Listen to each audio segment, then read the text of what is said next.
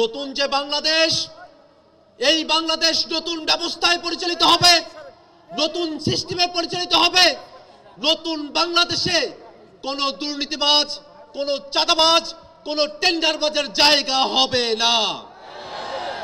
সুপ্রিয় উপস্থিতি, দীর্ঘ সময় ধরে বাংলাদেশ যে মুজিববাদী সংবিধান দিয়ে পরিচালিত হয়েছে, সেই মুজিববাদী সংবিধান বাংলাদেশে আর চলতে পারে না। নতুন সংবিধান প্রণয়নের জন্য অবশ্যই বাংলাদেশে গণপরিষদ নির্বাচন আয়োজন করতে হবে। সুপ্রিয় উপস্থিতি, বাংলাদেশে দুইটি পার্লামেন্টের কথা বলা হয়েছে, উচ্চকক্ষ এবং নিম্নকক্ষ। ইতিমধ্যে উচ্চকক্ষের নির্বাচনে পিআর পদ্ধতিতে প্রতিনিধিত্ব নির্ধারণ করা হবে, এই দাবির পক্ষে জাতীয় নাগরিক পার্টি এনসিপি সহ বাংলাদেশের প্রায় সকল রাজনৈতিক দল একমত হয়েছে। কিন্তু দুর্ভাগ্যের বিষয়, একটি কি দুটি দলের কারণে পিআর পদ্ধতিকে উচ্চকক্ষে বাস্তবায়ন করা সম্ভবপর হচ্ছে না। আমরা স্পষ্ট করে বলতে চাই, বাংলাদেশকে যদি নতুন কাঠামোতে পরিচালিত করতে হয়, অবশ্যই পিআর পদ্ধতির বাস্তবতা নিয়ে আমাদের সকলকে গভীরভাবে ভাবনা করতে হবে, বাস্তবায়নের পথ আমাদেরকে অন্বেষণ করতে হবে।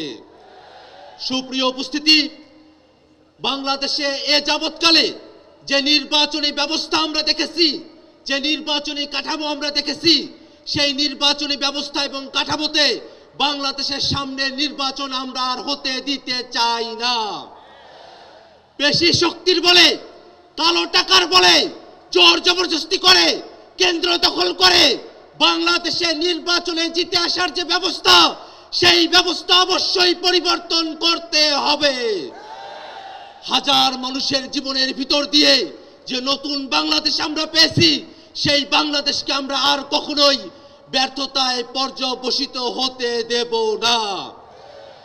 নতুন বাংলাদেশ যাতে প্রতিষ্ঠিত না হয়, সেই কারণে বিদেশি শক্তিগুলো তারা মাথাচাড়া দিয়েছে। আমরা স্পষ্ট করে বলতে চাই, বাংলাদেশের সংস্কারকামী জনতা, বাংলাদেশের সংস্কারপন্থী জনতা, আমরা সকলে ঐক্যবদ্ধ। বিদেশি হোক, দেশি হোক, কোনো শক্তি বাংলাদেশের সংস্কারের আন্দোলনকে দাবায়ে রাখতে পারবে না।